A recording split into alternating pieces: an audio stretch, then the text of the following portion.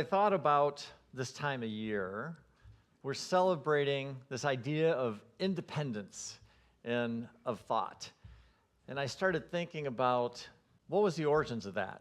And the origins of that are this idea that what was happening in the country back in 1776 was the tyranny and the oppression that we were going through as a country from King George III and everything that was going on over in England. And what happened is the Founding Fathers got together and they all of a sudden said, no more. That's, in a sense, what happened. They said, enough is enough, and they made a declaration. They came out publicly and they said, hey, enough is enough. We've had it.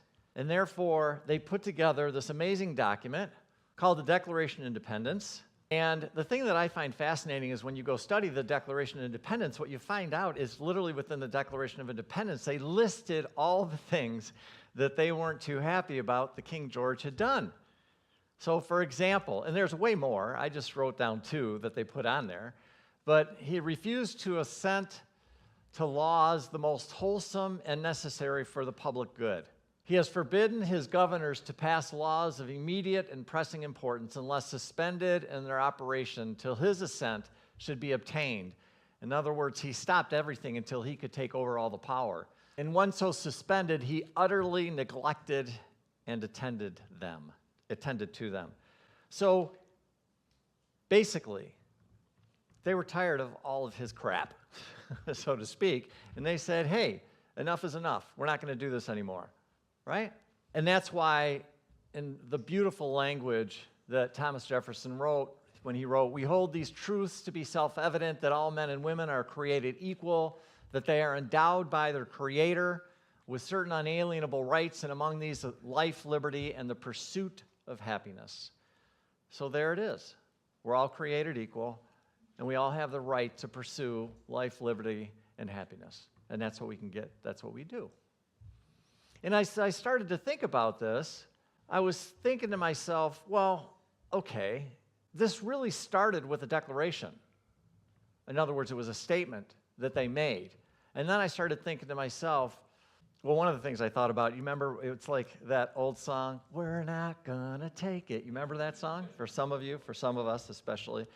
And it's a song, these guys just singing it at the top of their lungs. It became an anthem of like, hey, we're not gonna do that.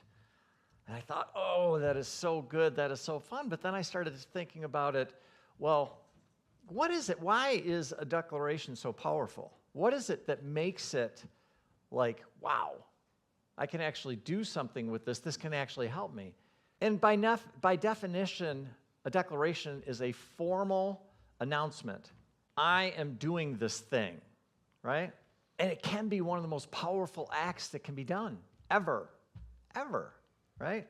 Basically what it does is it puts everybody on note. It says, hey, this is what I'm doing, by the way.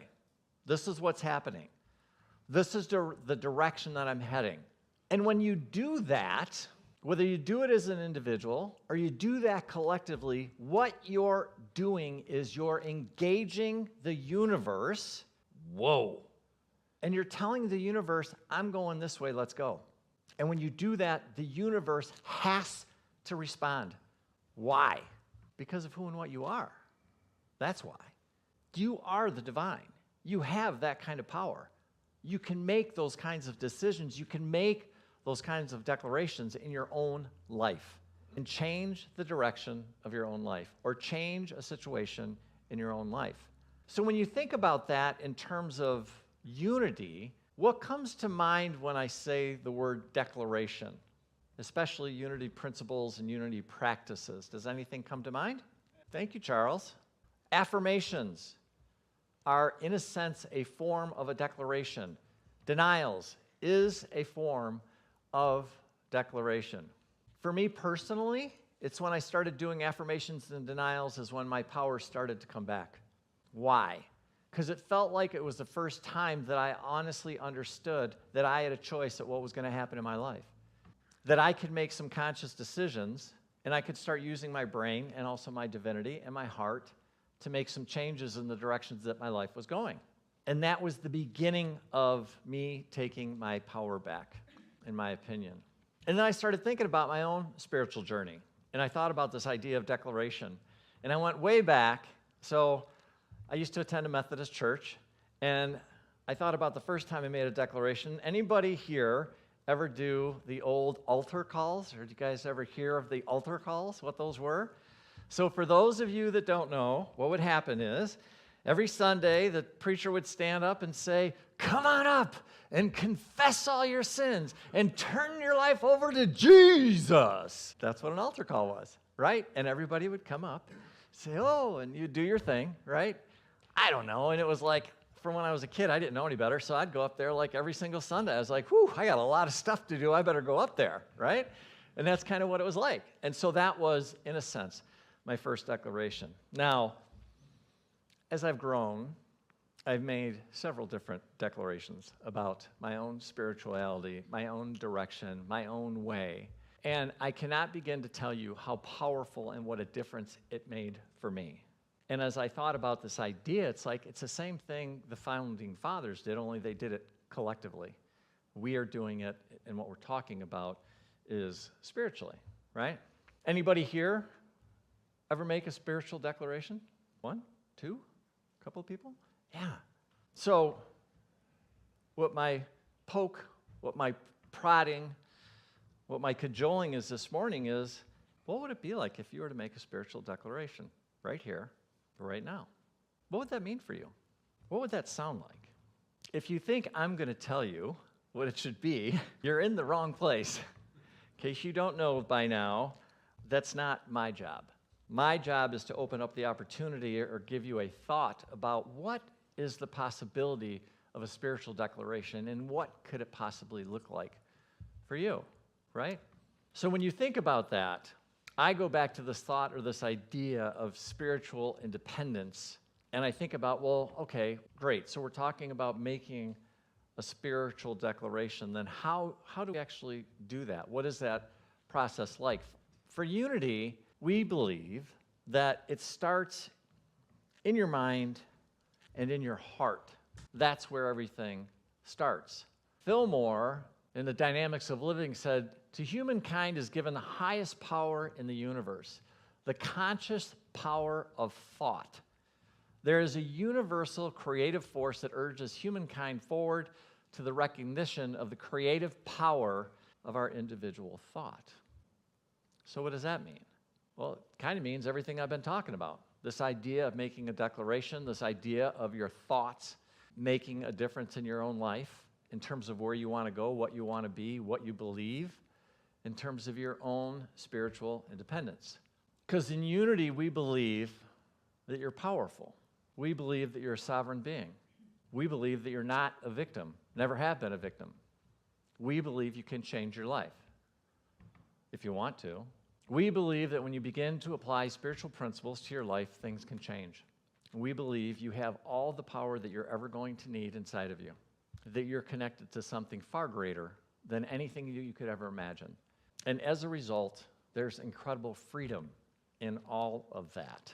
Because what's happened is what I've observed, especially in my own life, and the lives of others that I've worked with, or I coached, or I mentored, or I've been in counseling with, is that we've been taught to give our power away. How many people know what I'm talking about? Yeah. Where do we give our power away to? Doctors, attorneys and lawyers, preachers, teachers, politicians, the media, other people, friends and family and other people. So in other words, what happens is we look at all these things and we start for some reason believing that the power is really outside of us and there's nothing that we can do about any of it. And so guess what happens when you do that? You become a victim. You become a victim. And so by doing this process, by declaring your spiritual independence, then what's happening is, in a sense, we are stepping toward taking our power back, fully acknowledging who and what we are, fully acknowledging the divine that is within us, fully understanding that that power is ours. It is our birthright, and it is there. And the only thing that we need to do is to tap into it. That's it. And then all of a sudden, we start playing with it. We start sharing it with each other. We start laughing about it, having fun with it. And while there's work involved, again, this isn't just going to plop in your lap. But as you start to do this stuff, guess what starts to happen? It's like you shake it off. It's like earlier, before we started, I was talking to Jerry, and Jerry was talking about when he retired 2 years ago. And he was saying how that he's finally understanding the grip that the corporate grind had on him. It's kind of like it took 2 years for him to shake it all off of him, and now he's finally starting to understand, oh my God. And my experience with my own divinity and with God is that it takes a while to start shaking off that residue from those old beliefs and those old systems and those old things that quite frankly don't work anymore. They don't work anymore. There's a new sheriff in town, and that sheriff is called love, and that sheriff is called you, and that sheriff is called the divine. And the sheriff in town is called unity. And the sheriff in town is going to lead you to your freedom. It really, really, really can. It really can. And so, when you start to realize that you are a sovereign being, yes, you can be free from all that. If you think about it, it's exactly what Jesus taught. Earlier, when Scott did the daily word, he said, then you will know the truth, and the truth will set you free. Well, then the question is, well, what's the truth, Mike? Right? So what is the truth? What was Jesus talking about? In my opinion, Jesus was talking about what your definition is of who and what you are and who and what God is. And I can't answer that question for you. I can't. If I sat down with each and every one of you and I said, well, what do you think about Jesus? What do you think about Jesus' message? What do you think about any other message you've heard? What do you think about God? What do you think about your own divinity? What do you think happens with this thing? What do you think it's for? If I were to sit down with all of you, every single one of you would give me a different answer on what that means for you. And you know what? I think it's beautiful. I think it's awesome. I think it's powerful. I think that the wisdom, the collective wisdom, is the thing that makes all the difference. And you are part of that collective wisdom. And so it's okay. Unity is really okay if we have a different opinion on things. It really, really is. As long as it's about love and it's about unity consciousness. Those are the two things that are the most important things. And so when I sat there and thought about it, I thought, well, I would share some of my thoughts about what it means to me. And then I thought it would be really fun to do a little meditation. And should you choose to accept this challenge, what if you made your own spiritual declaration this morning? And we're going to have you do it in silence. And if this is uncomfortable for you, that's okay. We still love you. It's okay. But if you're sitting here saying to yourself, no, you know what? I love this idea. I think I really, really want to do it. Then just start thinking about what would it mean for you to make a spiritual declaration. I'm not going to have an altar call this morning, okay? I'm not going to have you guys coming up here and gals coming up here this morning. But I wanted to show you what and by the way, I change this all the time, so it's super cool. So don't get too heavy in this, but make a declaration. So my declaration is the following. I'm a sovereign being. I'm an expression of God or the divine. I'm a powerful creator. I'm one with my creator. I'm one with everybody else. And I declare my spiritual freedom and my sovereignty now. So, you think that might be fun to play with a little bit, right? So I'm going to have Leah come up here and play the bowls. And we're going to go into just a little bit of a meditation. So I want you to get comfy, cozy. And I want you to just bring into your mind this thought about your spiritual declaration. What would that sound like to you? What would that declaration include? You cannot goof this up. You can't. But think about what you want to tell the universe that's important to you about your own spiritual journey right now. And what kind of decisions that you want to make. Maybe it could be simple as, I'm going to follow love. Maybe it's, I'm one with the divine. I'm one with God. Maybe it's, I'm finally going to let go of all these thoughts that tell me I'm less than. Maybe it's, I'm finally going to let go of fear. I'm finally going to let go of lack.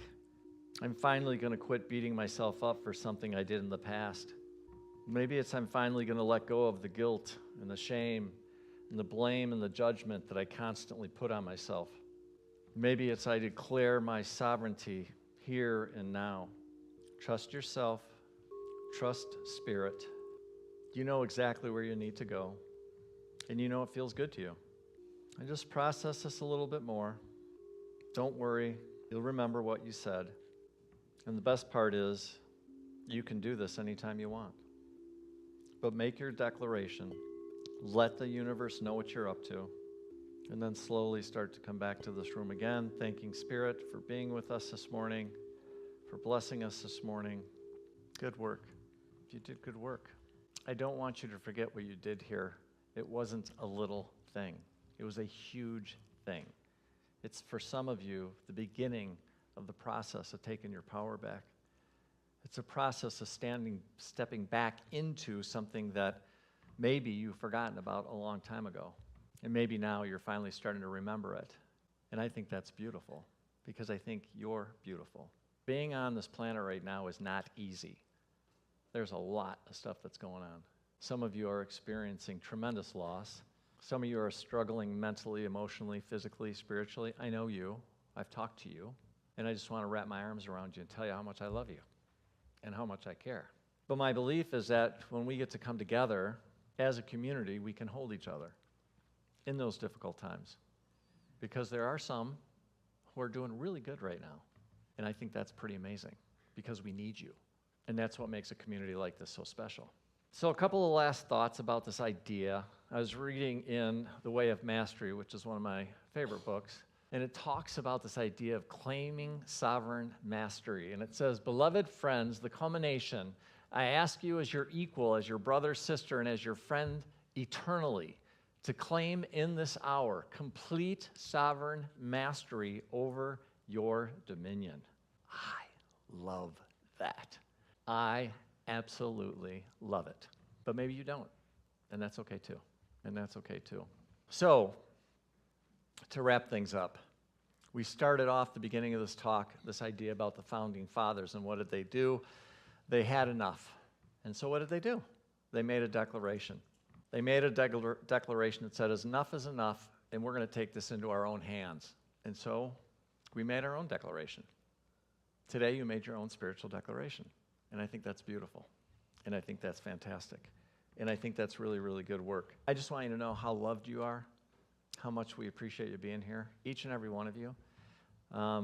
You are making a difference. You need to know that. Some of you don't know that, and I just want you to. From the bottom of my heart, I want you to know you are making a difference. Even if you're sitting here and going, little old me, it's not little old you. It's powerful, divine, amazing, incredible, loving little old you. An incredible expression of the divine you are, just by being who and what you are. And for that, I'm incredibly grateful. We are incredibly grateful, and we are incredibly blessed. Thank you. Have a wonderful rest of your Sunday. Namaste and Namawe, and God bless. Hey, it's Reverend Mike here. I just wanted to stop for a moment before you get on with your day, and thank you so much for spending time with us this morning. It means the world to us, and I just wanted to let you know if there's anything that we can do to make your experience even better, please do not hesitate to reach out by going to our website. I also wanted to offer you the opportunity for us to get together and sit down so I could get to know you a little bit better and answer any questions that you have. I can either do that by either getting together in person, have a cup of coffee, or we can meet online via Zoom. If you're interested, please don't hesitate to reach out. You can reach me at michael@courage2thrive.com. And lastly, if you find these messages are helping you, we would be tremendously grateful if you'd consider donating to the center. The best and the easiest way to do that is simple. Just go to our website. Again, thank you so much. Hope you have a great day. Hope you're doing well. God bless, and we hope to see you soon. Bye-bye now.